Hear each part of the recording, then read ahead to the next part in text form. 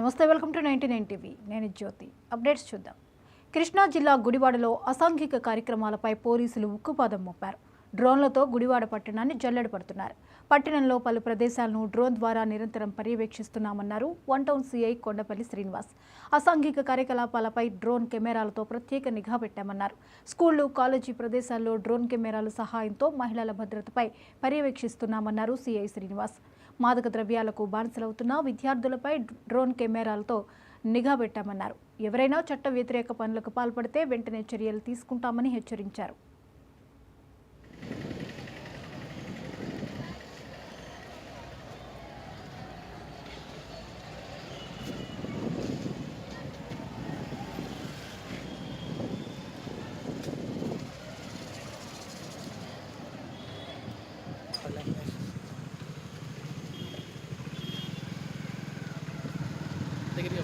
గుడివాడ ప్రజలందరికీ కూడా మా పోలీసు వారి తరఫున హెచ్చరిక. గౌరవనీయ కృష్ణా జిల్లా ఎస్పీ గారు ఆర్ గంగాధరరావు గారు మరియు గుడివాడ డిఎస్పీ గారు ధీరజీవన్ గారి ఆధ్వర్యంలో ఈ రోజు నుంచి కూడా గుడివాడ టౌన్ మరియు చుట్టుపక్కల పరిసర ప్రాంతాలన్నీ కూడా డ్రోన్ల కెమెరాల పరిధిలోకి వస్తున్నాయి.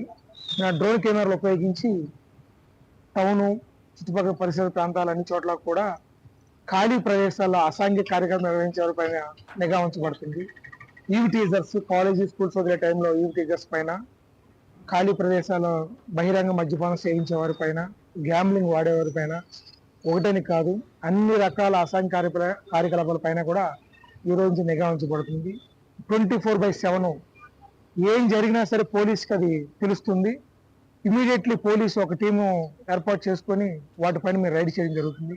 కాబట్టి ప్రజలందరికీ మా మనవి, ఎటువంటి అసాంఘిక కార్యకలాపాల్లో పాల్గొనవద్దని, పోలీసులకు తెలియదులే, పోలీసులు ఎక్కడ ఉంటారులే అని అనుకోవద్దని, అలాగే డ్రోన్ల విషయంలో సమాచారం ఇచ్చే విషయంలో ప్రజలందరూ కూడా పోలీసు వారికి సహకరించాలని మా పోలీసు వారి తరఫున మరొకసారి